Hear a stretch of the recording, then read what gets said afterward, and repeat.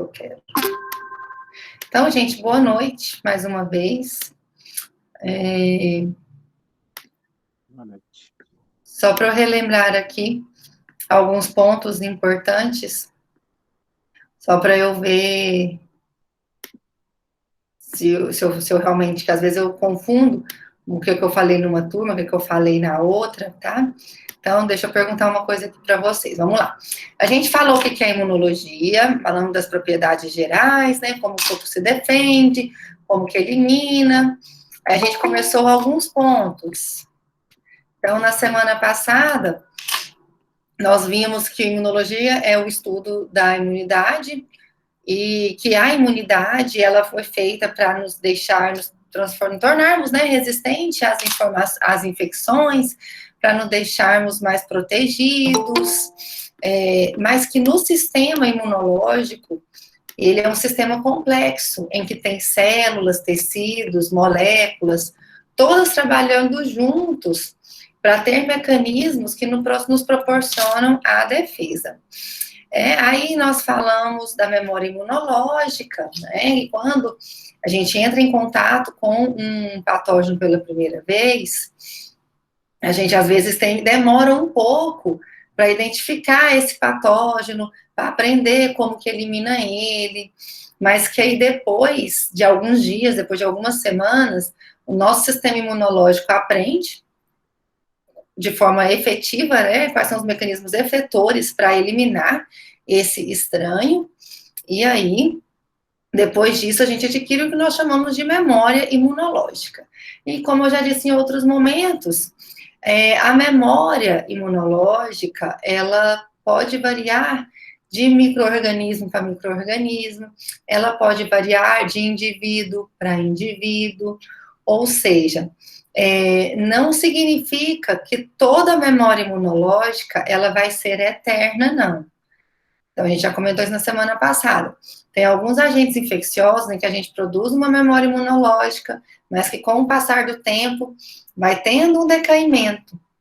E aí a gente precisa entrar em contato com o antígeno de novo para aumentar a quantidade dessas células de memória, né? Que aí, então, a gente até associou ao caso de algumas vacinas que tem que tomar dose de reforço, justamente por causa disso.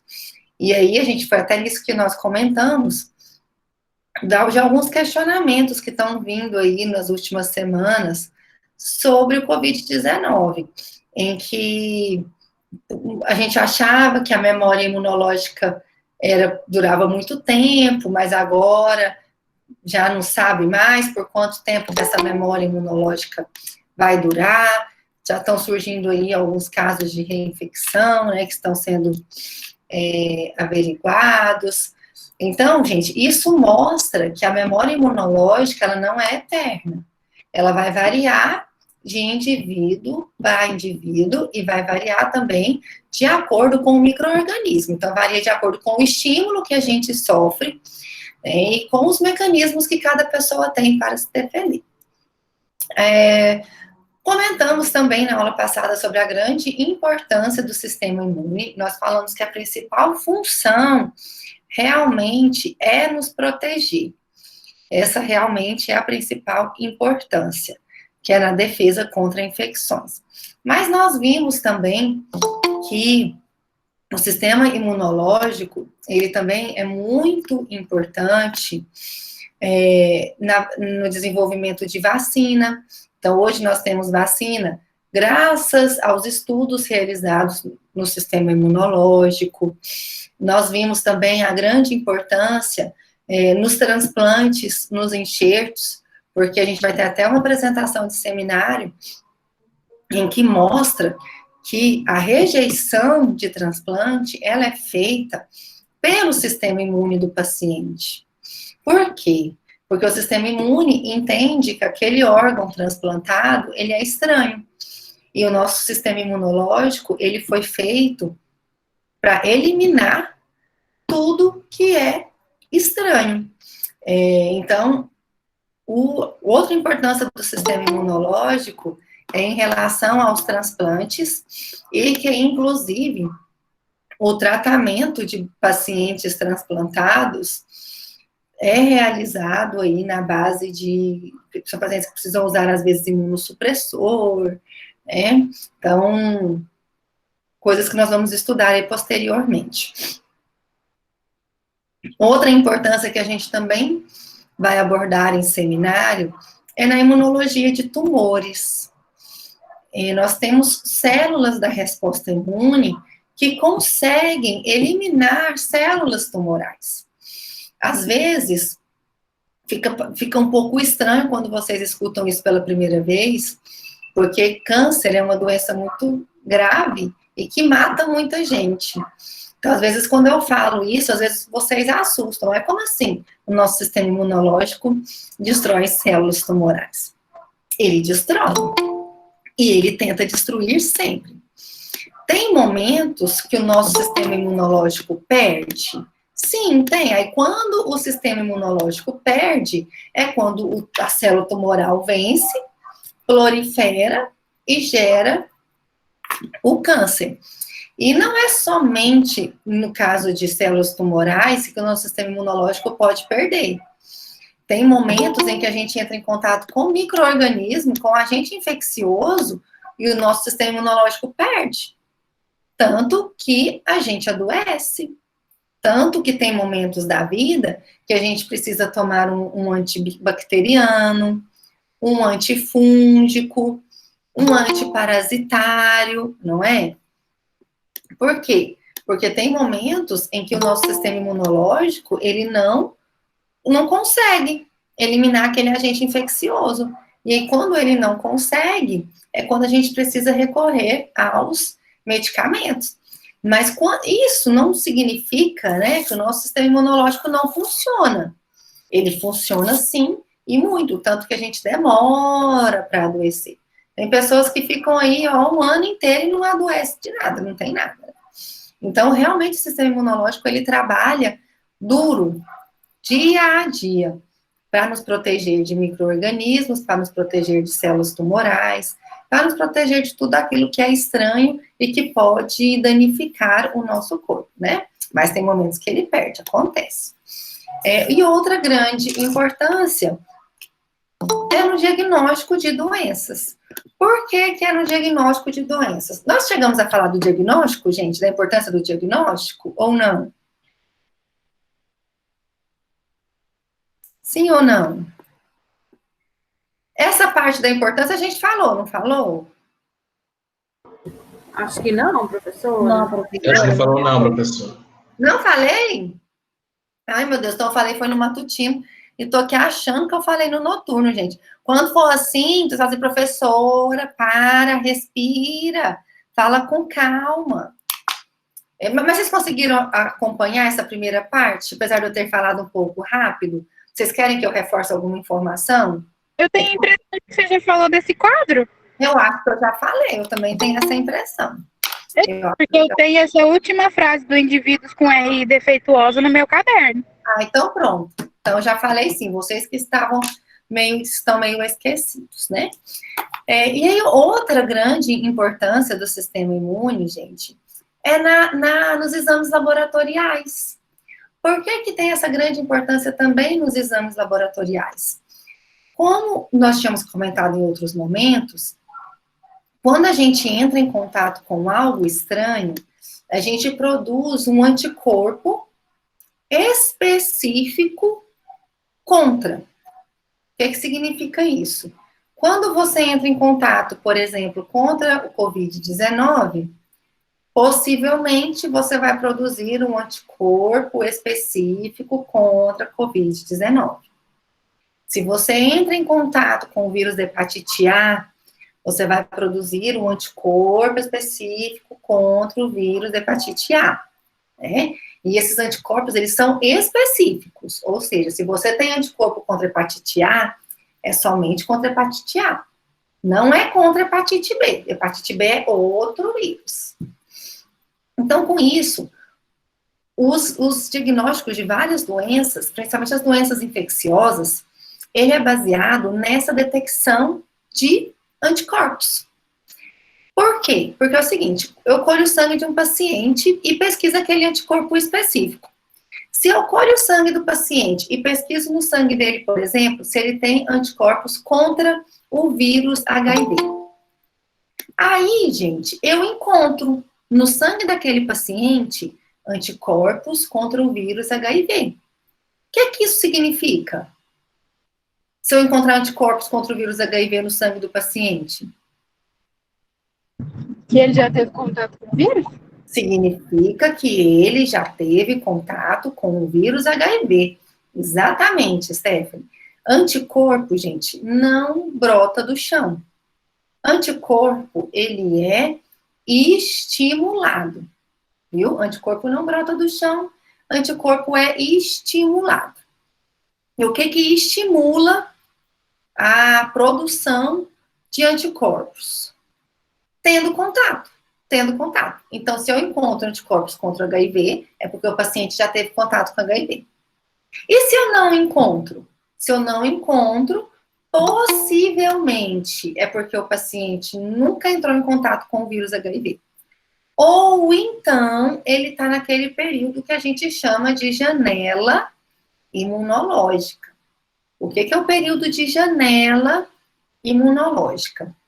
Janela imunológica, gente, é um período em que o paciente entra em contato com um agente infeccioso, mas ainda não produziu o anticorpo.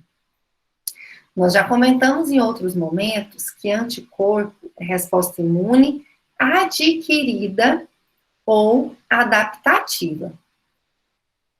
E a resposta imune adquirida, ela é lenta, ela é demorada, ela demora dias, ela demora semanas para ela ser ativada. O que isso significa na prática?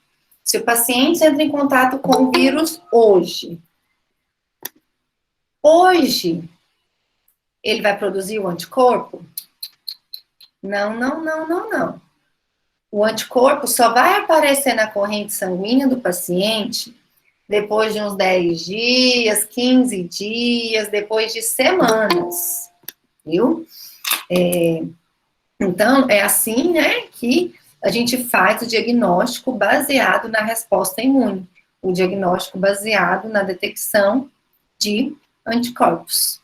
E quando descobriu essas técnicas de detecção de anticorpos, gente, melhorou muito o diagnóstico de doença. Porque aí, desse jeito, a gente consegue fazer diagnóstico de toda doença infecciosa. Rubéola, sífilis, citomegalovírus, toxoplasmose, as hepatites, HIV, tudo. Zika, chikungunya, tudo, dengue, tudo. É só eu pesquisar anticorpo. Se eu encontrar anticorpo no sangue do paciente, é porque ele já entrou em contato com o antígeno. Ou então ele tomou uma vacina, né? Tem aquelas situações em que tem a vacina, aí pode ser também. Certo, gente? Até aí tranquilo? Tudo bem? Beleza. E aí, então vamos lá, continuar no que a gente estava falando na semana passada. Igual eu comentei com vocês, no início da nossa aula, eu sempre faço uma breve revisão do que nós falamos nas aulas anteriores, que é para a gente ir organizando as ideias aí na cabeça e não esquecendo de nada, né? Eu acho que isso aqui eu não comentei com vocês. Vocês sabem, gente, por que tem vacina que deixa uma cicatriz? Vocês já ouviram falar isso, que a vacina BCG deixa a marquinha? E que muita gente fala que o fato de ter a marquinha significa que a vacina funcionou? Eu já comentei sobre isso com vocês, ou não?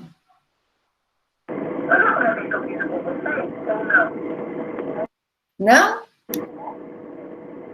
Por que vocês acham que a vacina da BCG fica marcadinha e tem gente que fala que isso é algo bom? Nós comentamos, acho que na nossa primeira aula, nós comentamos o seguinte, que a resposta imunológica, ela apresenta sintomas. Cadê o slide? Eu tirei o slide.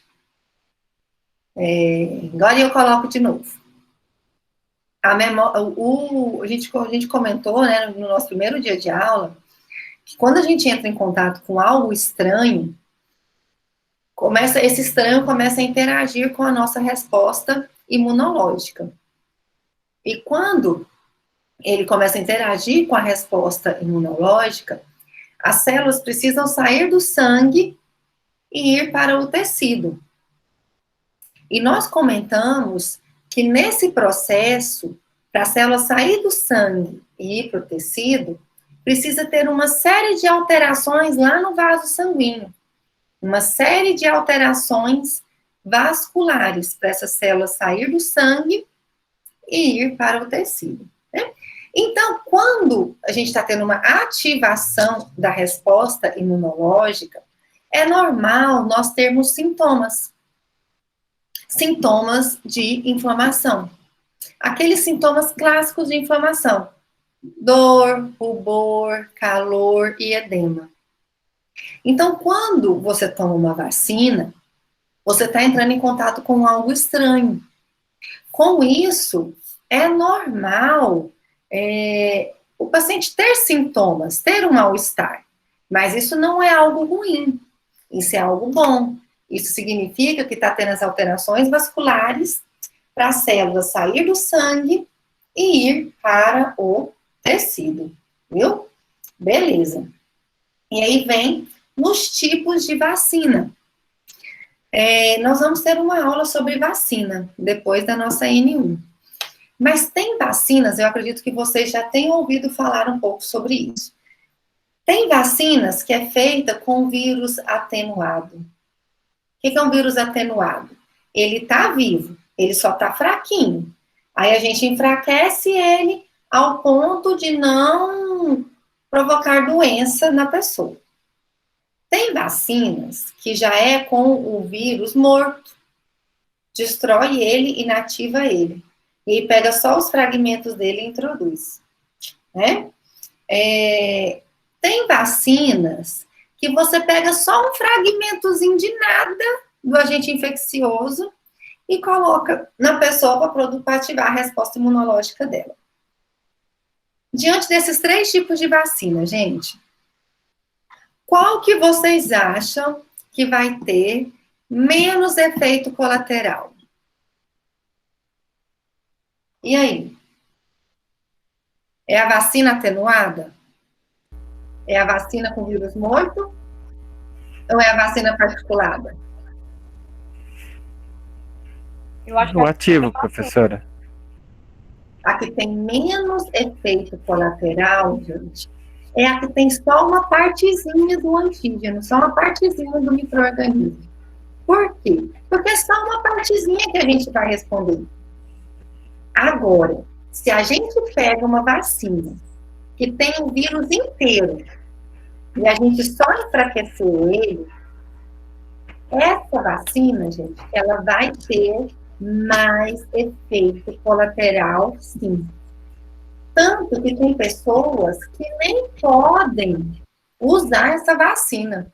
Igual pessoas imunocomprometidas, não pode usar vacina com vírus atenuado. Porque senão ela vai adoecer. Ao invés da vacina vir para ajudar, ela vai fazer piorar. Porque aquela vacina, o micro-organismo, ele não está morto. Ele está vivo. Ele só está enfraquecido. Então, essas vacinas, gente, são vacinas que têm mais efeito colateral. E aí, é justamente o que acontece com a vacina BCG. O que acontece lá com a vacina BCG? A vacina BCG, gente, ela é produzida a partir de micro-organismos atenuados. Por isso que tem essa resposta inflamatória lá no local um pouco mais forte que de outras vacinas, viu? Então, é normal formar aquela feridinha, forma uma crosta, mas com o tempo, o nosso próprio sistema imunológico faz o reparo tecidual, elimina, cicatriza isso aqui, e aí fica uma cicatriz discreta. Então, tem pacientes que ficam com uma cicatriz um pouco mais forte, outras com uma cicatriz um pouco mais discreta, e aí sempre vem aquele questionamento. Será que aquele paciente que não gerou a cicatriz, será que é porque não teve ativação da resposta imunológica? Não necessariamente, gente. Para ter certeza, tem que fazer um exame específico para ver se a vacina funcionou ou não, que é um exame que a gente chama de teste da tuberculina, ou o PPD, que é um exame em que a gente inocula micobactéria no antebraço do paciente. Se tiver uma reação no antebraço, é porque o paciente tem células de memória. Se ele tem, é porque ele está protegido, né? Então, tem os exames aí que a gente pode fazer para ver se essa pessoa realmente adquiriu células de memória através da vacina ou não. Entenderam, gente, essa questão aí da BCG? Por que fica cicatriz? Nem todo mundo tem, Milena. A minha, ela é tão discreta que é quase imperceptível, mas no fundo, eu consigo ver a minha aqui. A minha também não é forte, não. Mas eu estou imunizada, né? Então, muitos falam assim que às vezes não tá, mas não necessariamente. Às vezes, mesmo sem ter ficado a cicatriz, pode ser que a pessoa tenha, sim, células de memória. Mas para ter certeza, né, se a vacina funcionou, é só através dos exames laboratoriais que a gente pesquisa esses anticorpos. Qual que é a sua dúvida, Leandra?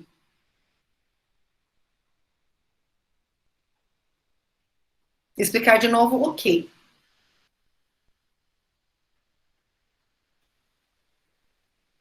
Vamos, Leandra? Nós temos vacinas com vírus morto, agente infeccioso morto. Nós temos vacinas com vírus micro-organismo atenuado. O que é o atenuado? Ele está vivo, ele só está enfraquecido. Isso é um micro-organismo atenuado. Eu só enfraqueço ele. Eu enfraqueço ele ao ponto de não provocar doença na pessoa. Mas se o paciente for imunocomprometido, se o paciente fazer uso de imunossupressor, aí esse paciente ele não pode tomar essa vacina. Por que ele não pode tomar? Porque para esse paciente essa vacina pode ser prejudicial. Por quê? Porque o vírus existe, ele está vivo, né? Ele só está atenuado. O vírus, o micro-organismo, está vivo, ele só está atenuado. Então, quem é imunocomprometido pode ter sintomas mais graves, então por isso que não é indicado. Por que forma a cicatriz?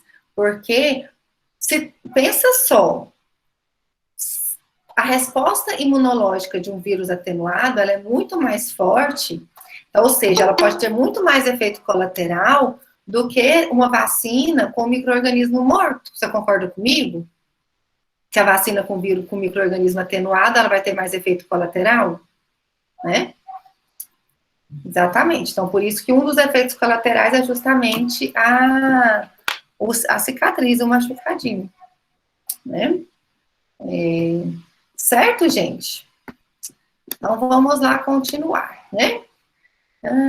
Aí nós falamos também a diferença entre antígeno e anticorpo, não falamos, gente? Nós comentamos o que é um antígeno. Vamos lá. Vamos ver se vocês se lembram. O que é um antígeno, gente? Vamos, turminha. Vocês estão dormindo hoje? Vamos acordar. É o agente infeccioso. O antígeno, assim como a Leandra, assim como você falou, o Maicon falou, né? Antígeno é o que é estranho.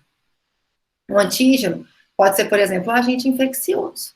Então, o antígeno é tudo aquilo que é estranho e que interage com a nossa resposta imunológica, tá? O que é estranho, a gente também chama de não próprio. Não é nosso, não é próprio. E o que é um anticorpo, gente? Anticorpo já é algo que nós produzimos. Anticorpo já é próprio. Anticorpo faz parte da nossa resposta imunológica. Lembrando, anticorpo não é célula. Anticorpo São proteínas, exatamente, Will. Anticorpos são proteínas circulantes. Por que são proteínas circulantes? Porque elas ficam circulando na nossa corrente sanguínea. E aí, gente, qualquer vertebrado pode produzir anticorpo, viu? Não é somente o homem. Tanto que vários experimentos que a gente faz para verificar essa produção de anticorpos, a gente utiliza camundongo, utiliza animais de laboratório. Então, anticorpos são proteínas circulantes produzidas pelos vertebrados em resposta ao que é estranho. E esse anticorpo é uma proteína, não é uma célula. A célula que produz esse anticorpo é a célula B, que se diferencia em plasmócito. O plasmócito, sim, é a célula que consegue secretar os anticorpos, viu? E aí já vou passar aqui uma informação para vocês que eu não tinha passado ainda. A resposta imunológica em que ocorre a produção de anticorpos, ela tem um nome. A gente já tinha falado que a resposta imunológica que produz anticorpos é resposta imune adquirida ou adaptativa.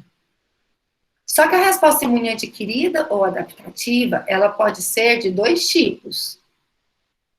Ou das células T, de tatu, ou das células B, de bola. Entendeu? Então, a resposta imune adquirida, que está relacionada com a produção de anticorpos, a gente dá o nome de resposta imune adquirida do tipo humoral, tá? Então, a resposta imune adquirida humoral, que é a resposta imune em que a gente produz anticorpos. Beleza, gente?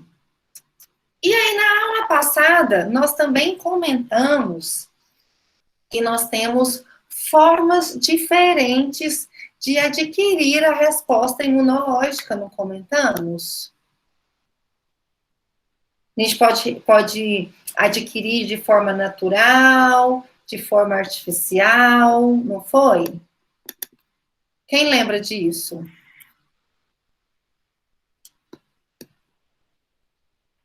Vamos lá, gente. Vamos ver se vocês estão ligados aí nas aulas. A resposta imune adquirida, ela pode ser, né, ativa ou passiva. Natural ou artificial. Vamos lá. Vamos primeiro falar da resposta imune adquirida de forma natural. Adquirida naturalmente. Quem consegue me dar um exemplo de uma resposta imune adquirida ou adaptativa que a gente adquire naturalmente de forma passiva? Quem pode me dar um exemplo? Não, Leandra. A que a gente nasce com ela é a resposta imune inata. Aqui ela é adquirida, só que ela é adquirida de forma natural. Infecção por coronavírus. Não. Estou falando passiva. A infecção pelo coronavírus é ativa, não está ativando a resposta imune. Vacina, professora? Não, vacina é artificial, gente. Vamos lá. Imunidade adquirida naturalmente de forma passiva. Muito bem, Will. O Will está ligadão aí, né? Gente, o leite materno é um exemplo. Por quê? Porque o leite materno, ele tem anticorpos.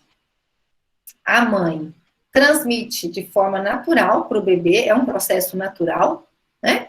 Quando ela vai amamentar, naturalmente ela já transmite esses anticorpos. E por que que é passiva? É passiva porque os anticorpos já chegam prontos lá para esse recém-nascido. Não tem a interação da resposta imunológica do recém-nascido. A mãe já envia os anticorpos prontinhos para ele. Então, leite é um tipo de resposta adquirida naturalmente de forma passiva. Professora, a aplicação do plasma de quem já teve a infecção do coronavírus seria isso também? Isso é natural? Isso é um processo natural? Não, a pessoa adquiriu, no corpo está sendo transferido, não? Isso não é um processo natural. A pessoa internou, pegaram uma seringa, injetaram nela, isso é um processo artificial. Natural é que é natural, é da natureza. Naturalmente, é normal, gente. A mulher vai amamentar, o bebezinho vai ingerir o leite, e no leite tem os anticorpos, isso é natural. Exatamente, Débora. Esse exemplo que a Débora deu também não é natural? Não é natural a mãe grávida tá com um feto dentro dela, tá gerando esse bebê. E ela comunica com o bebê pelo cordão umbilical. E ela transmite, através do cordão umbilical, os anticorpos protetores. Isso é um processo natural? Sim, isso é natural, é da natureza. Isso veio de Deus, né? E isso é um processo natural. Naturalmente, a mulher engravidou, né? E transmitiu esses anticorpos para o recém-nascido dela, para o feto dela, ainda quando ela estava gerando ele. Então, isso é uma forma, o bebezinho, ele adquiriu os anticorpos da mamãe, desse jeito, ele adquiriu de forma natural. E como não teve a interação com a resposta imunológica do bebezinho, ele recebeu prontinho, ela é uma imunidade passiva. Agora, por exemplo, vamos pegar o exemplo que o Joás deu. Pacientes com coronavírus, está internado, está mal no hospital, aí aplica nesse paciente o plasma de pessoas que já curaram. Então, por exemplo, tem até as campanhas aí na televisão, né? Pessoas que já tiveram Covid, vai ao banco de sangue para doar o plasma convalescente. Aí a pessoa doa o plasma, porque no plasma é a porção do sangue que tem os anticorpos. Se a pessoa teve Covid, ela produziu anticorpo. Não é esse o raciocínio da resposta imunológica? Não é? Então, ela teve Covid, produziu anticorpo.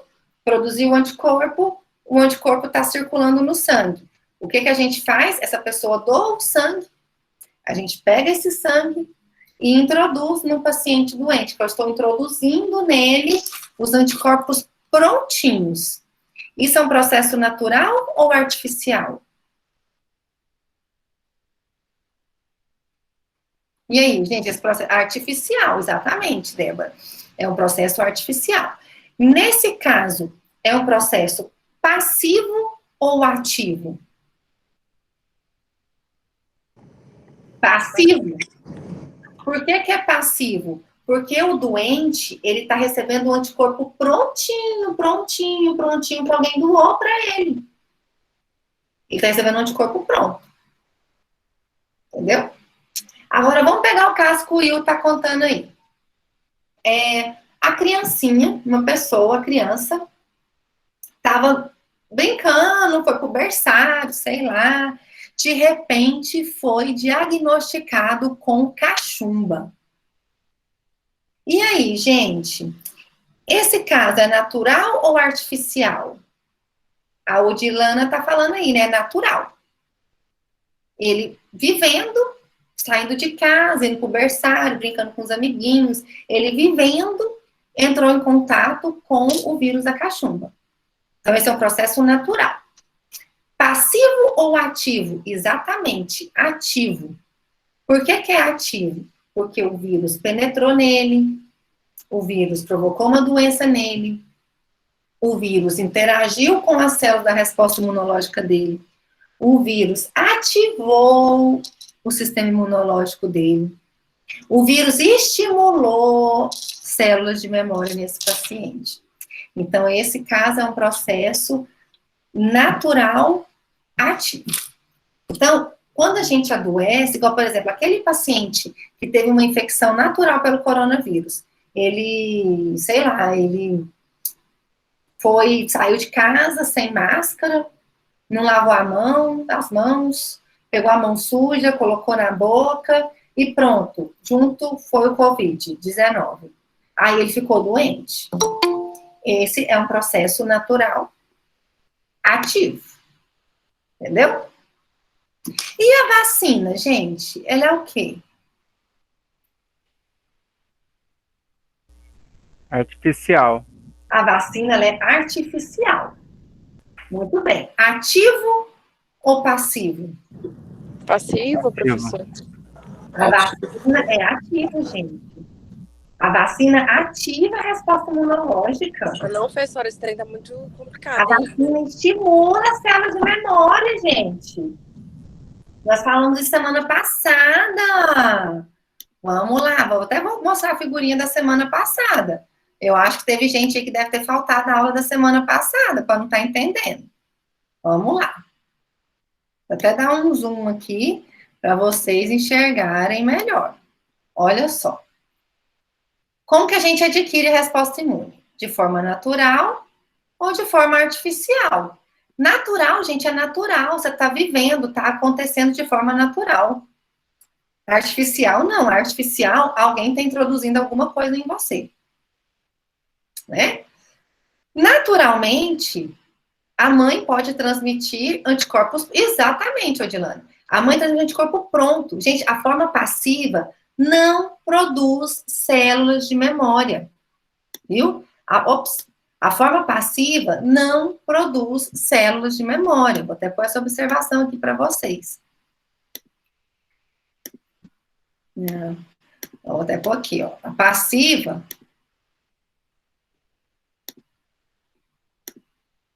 Nessa letra. Não. Ixi, tá ruim minha corzinha aqui, né?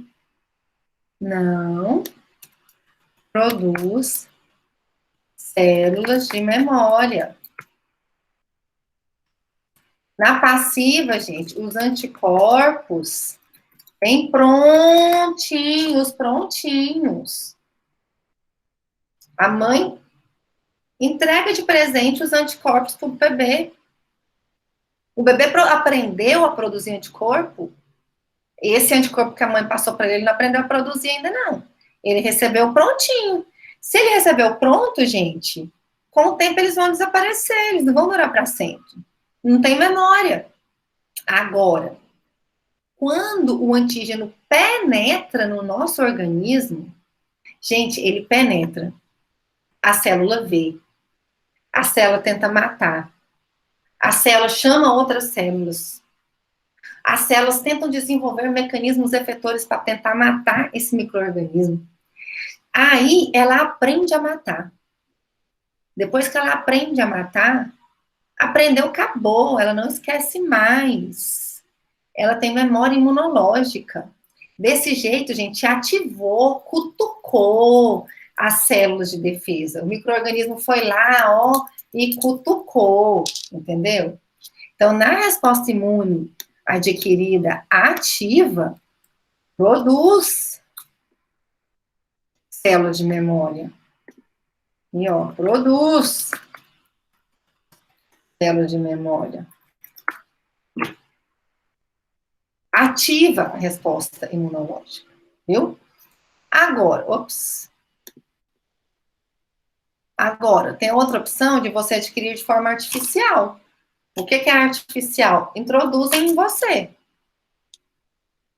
Você pode pegar o micro-organismo, o antígeno, colocar dentro de uma ampola e introduzir na pessoa. Isso não é uma vacina, gente? Na vacina, eu não pego o antígeno, eu não pego ele, não coloco dentro de uma ampola e introduzo na pessoa? Não é o próprio micro-organismo que eu estou introduzindo na pessoa? Se é o próprio micro-organismo que eu estou introduzindo, gente, é o micro-organismo, é o antígeno. Vai ativar a resposta imunológica. Vai produzir células de memória. Diferente do que a gente falou, do passivo, aquilo que o Joás falou. Eu pego o plasma de um paciente que teve Covid e introduzo no paciente que está doente. Eu pego o anticorpo prontinho e introduzo para o tratamento. Ou então, o soro antiofídico. O que é o soro antiofídico? Eu pego o anticorpo contra o veneno da cobra e introduzo na pessoa que foi picada pela cobra. Eu pego o anticorpo prontinho. A pessoa que foi picada pela cobra vai produzir células de memória? Não. Se ela for picada de novo, ela tem que tomar o soro de novo? Tem. E se ela for picada 10 vezes? Ela vai ter que tomar 10 vezes o soro? Vai. Porque o anticorpo foi pronto. O soro, o anticorpo é pronto. Entendeu, gente? Entendi, professora. Então, tá bom. Dilana, é o seguinte. Vou até pegar aqui. Eu tirei o slide, mas eu vou pôr para eu desenhar. Gosto de desenhar.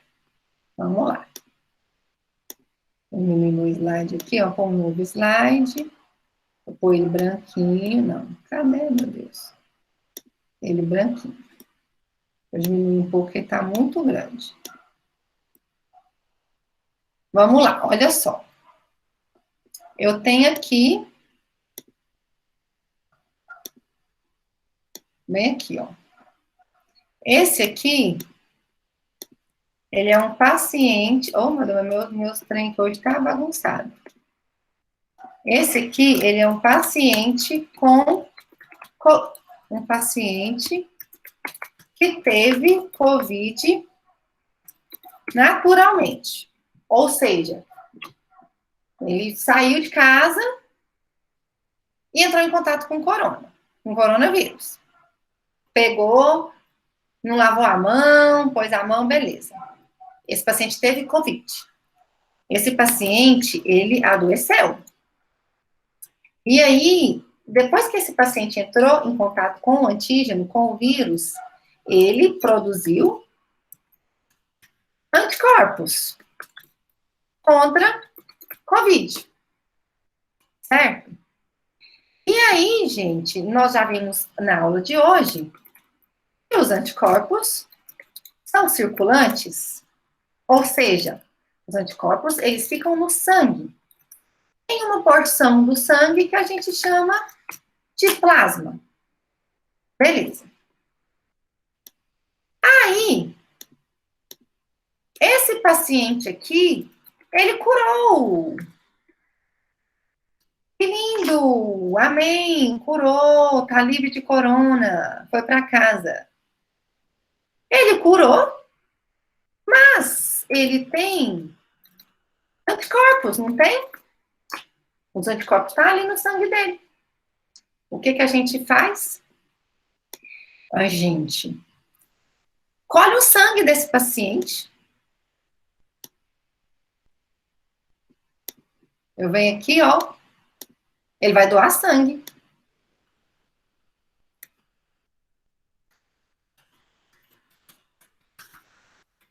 Doação de sangue. E o que tem no sangue desse paciente, gente? No sangue desse paciente tem anticorpos contra COVID. Anticorpos, a gente já falou também na aula de hoje, que os anticorpos, eles são protetores, eles nos protegem, certo? E aí, o que eu faço? O que eu faço diante disso? Eu pego esse sangue,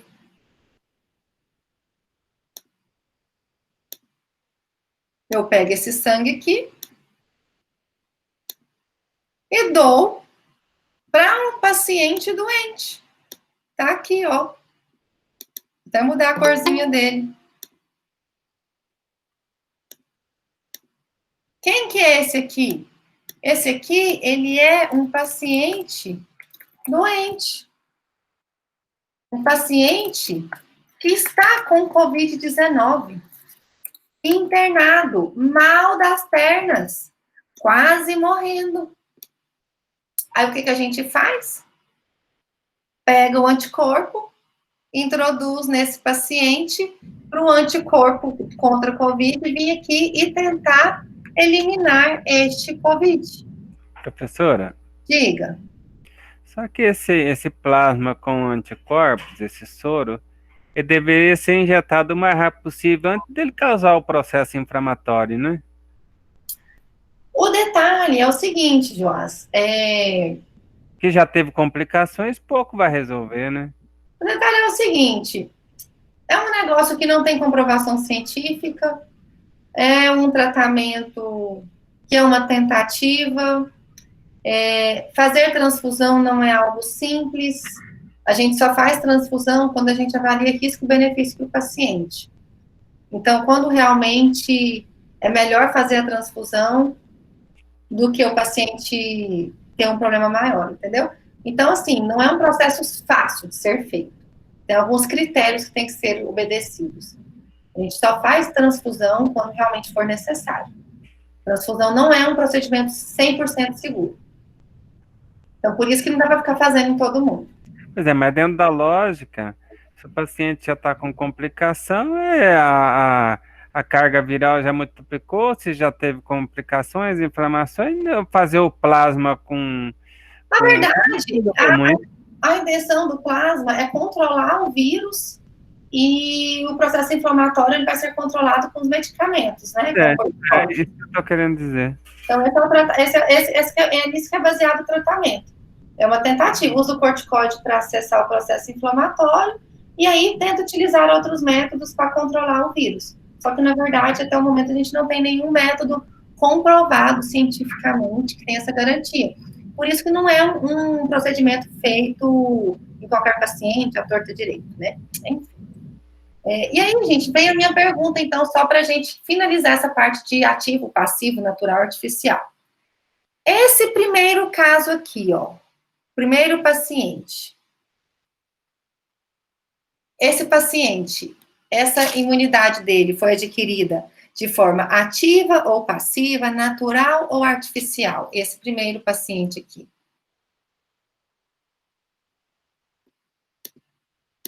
Muito bem, Josiane. O primeiro paciente foi de forma natural ativa. Exatamente. E esse segundo paciente?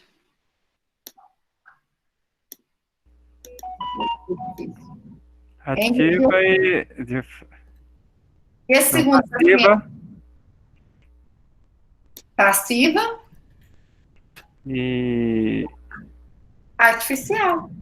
Artificial, Mas, Rosana... Diga. Mas como esse paciente, ele também pegou o vírus, o corpo dele também não começa a produzir os anticorpos, só que talvez ele precise dessa transfusão porque, sei lá, não foi de forma suficiente. Mas então não acontece da forma natural e ativa também? A questão é a seguinte, cada indivíduo responde de uma forma diferente. Quando a gente fala de resposta imunológica, eu não tenho um padrão de resposta imunológica para 100% da população. Tem pessoas que produzem muitos anticorpos, muito anticorpo. Tem pessoas que produzem poucos anticorpos, tem pessoas que não produzem nenhum anticorpo. Se esse paciente, o sistema imunológico dele não está controlando o vírus, possivelmente é que ele tem resposta imunológica, Professora. algum outro problema, enfim, é uma tentativa. É a questão imunológica. Desculpa, você pode responder só a pergunta dessa colega, porque meu computador travou e não consegui ouvir. E você respondeu para ela? A questão é a seguinte, resposta imunológica não tem um padrão para toda a população mundial. Cada um tem um tipo de resposta imunológica. A minha é diferente da sua, que é diferente da dela, que é diferente da dela. Tem pessoas que produzem muitos anticorpos. Tem pessoas que não produzem. Tem pessoas que produzem pouco. Pode ter diferenças por raças também, né, professora? Então, nesse paciente número 2, esse segundo paciente foi colocado um anticorpo nele para tratamento. Para estimular os anticorpos dele. Não. O anticorpo vai pronto para agir. O anticorpo vai pronto para agir.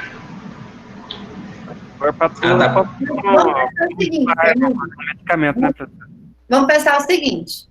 Vamos pensar em outra situação. A pessoa foi picada por uma cobra. Está picada por uma cobra. O veneno entrando nessa pessoa. que ela tem que correr e tomar anticorpo contra o veneno da cobra? Porque quando a gente injeta o anticorpo vem e bloqueia todo esse veneno e elimina ele, entendeu? Anticorpo é esse o anticorpo. O anticorpo, ele protege. O anticorpo, ele é neutralizante. Então, o anticorpo, por exemplo, ele gruda no vírus e não deixa ele multiplicar. Então, isso já é algo bom. Porque se o vírus não multiplica, diminui a carga viral, diminui a quantidade de vírus. Isso é ótimo, né? Então, o anticorpo, ele tem esse papel de neutralizar. O anticorpo, ele tem um papel de ativar células de defesa que destroem vírus. Então, nesse jeito, o anticorpo, ele já vem para agir. Ele já vem para bloquear. Ele já vem para eliminar o vírus. Não é para estimular a resposta imunológica, não. Então, são aplicados em pacientes que estão em estado grave, então, né? Em relação àquela doença. Ah, sim. Exatamente. Só em pacientes gravíssimos. É uma terapia, né, professora? É uma imunoterapia, exatamente. Que é um dos temas de seminário aqui das nossas aulas. Certo, gente? Entenderam? Lá na prova, eu vou pôr situações assim, eu vou contar a historinha para vocês marcarem se é ativa, se é ativa, passiva, artificial, natural, entendeu? Beleza. Agora vamos para um ponto que eu não tinha comentado na aula passada.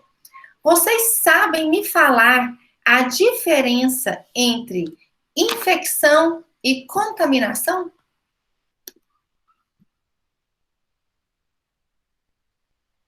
Eu acredito que o professor de microbiologia já deve ter falado isso para vocês. Uma pergunta, professor? Qual a diferença entre contaminação e infecção? É tudo a mesma coisa ou são coisas diferentes? A pessoa pode ser contaminada e não ter infecção, não adquirir, né? Exatamente. São coisas diferentes. O que significa contaminar? Contaminar, gente, fica na superfície. Então, a água pode ficar contaminada, a bancada pode ficar contaminada, a minha mão pode estar contaminada, a minha caneta pode estar contaminada. O fato da minha mão estar contaminada, não necessariamente eu vou estar doente. Para eu ficar doente, esse micro-organismo, ele precisa penetrar no meu organismo. Ele precisa ultrapassar as barreiras da resposta imunológica. Para eu ficar doente, esse agente infeccioso precisa penetrar nas minhas mucosas, atingir o meu tecido. Lá no tecido, esse micro-organismo precisa multiplicar, para depois, aí sim, provocar doença. Aí sim, é uma infecção, viu? Então, deixa eu mostrar aqui para vocês. Tem uma diferença entre infecção e contaminação. Deixa eu tirar isso aqui, que isso aqui está atrapalhando. Agora eu volto ele. A infecção e contaminação. Na contaminação, o agente infeccioso fica na superfície. Na infecção, o agente infeccioso invade. Ele rompe barreiras. Ele multiplica. Quando a gente sofre uma infecção, inicia-se o processo inflamatório. Inicia-se a inflamação. E a inflamação, a gente está falando desde o nosso primeiro dia de aula, que inflamação é algo bom. Que inflamação é algo que está relacionado com a ativação da nossa resposta imunológica. Quando vocês ouvirem a palavra inflamação, já vai vir agora na cabeça de vocês que está tendo a ação de citocinas.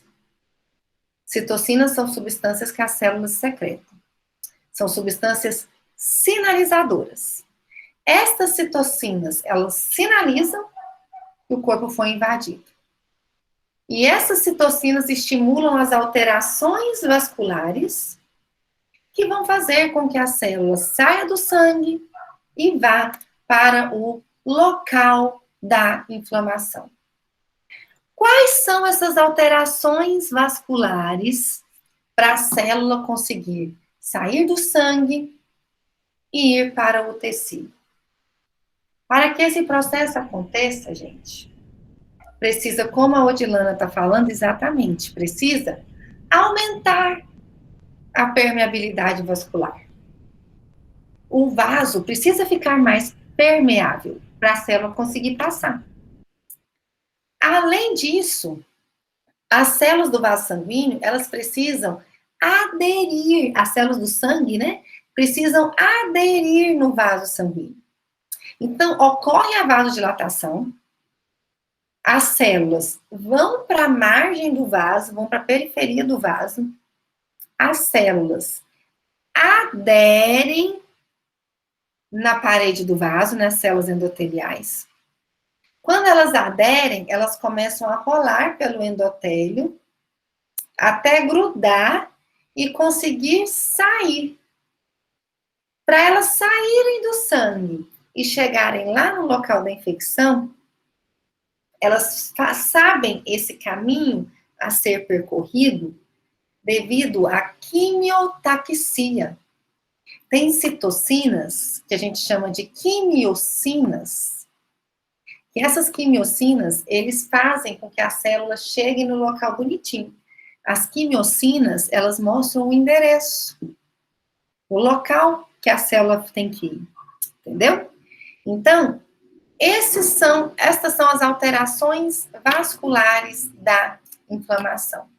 E um ponto importante, gente, que é o tema da nossa próxima aula, nossa próxima apresentação de seminário.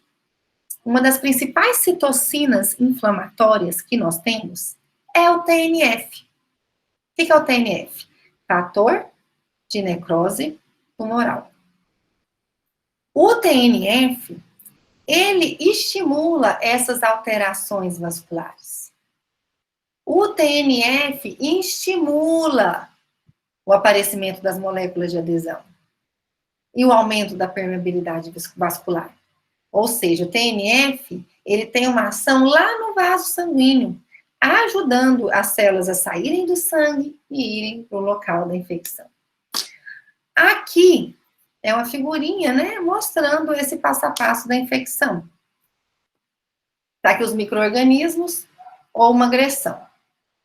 Aí o epitélio, nossos tecidos sofrem uma lesão, sofrem uma agressão. E aí o micro-organismo penetra. Beleza. Tá vendo o micro-organismo aqui? Beleza, né? E o vaso sanguíneo tá aqui.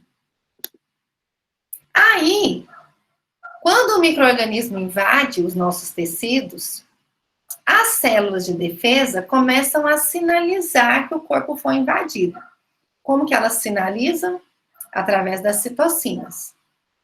As citocinas sinalizam para essas células sair do sangue e ir para o tecido. Né? Um processo que vocês também conhecem como diapedese ou migração dos leucócitos para o local da infecção. Então, aqui é todo o processo, né, de ativação e migração dos leucócitos para o local da infecção. Primeira coisa,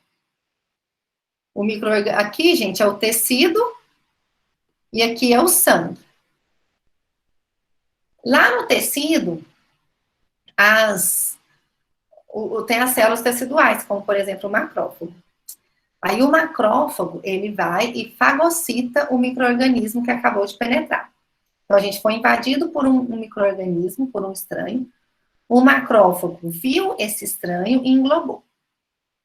Quando ele engloba, ele pede ajuda. Ele chama. Gente, me ajuda, fomos invadidos. Como que ele faz isso? Ele libera citocinas, como o TNF e a interleucina 1, que são temas da nossa próxima aula, o próximo grupo de seminário. Estas citocinas vão agir no endotélio vascular Vai estimular aqui, ó, as moléculas de adesão. P-selectina, E-selectina, tudo é molécula de adesão. O leucócito, que está no sangue, vem para a periferia, gruda no endotélio, rola pelo endotélio, até aderir de forma estável e, graças ao aumento da permeabilidade vascular, ele sai do sangue e vai para o tecido e chega lá no local da infecção. Ah, é que eu meu desenho não está funcionando. Certo, gente? Mas na próxima aula a gente volta a falar mais sobre esse TNF, a gente volta a falar mais sobre esse efeito que ele tem no vaso sanguíneo, sobre como esses linfócitos chegam ao local da infecção. Tranquilo até aí? Alguma dúvida? Podemos ir para a apresentação de seminário? Ok.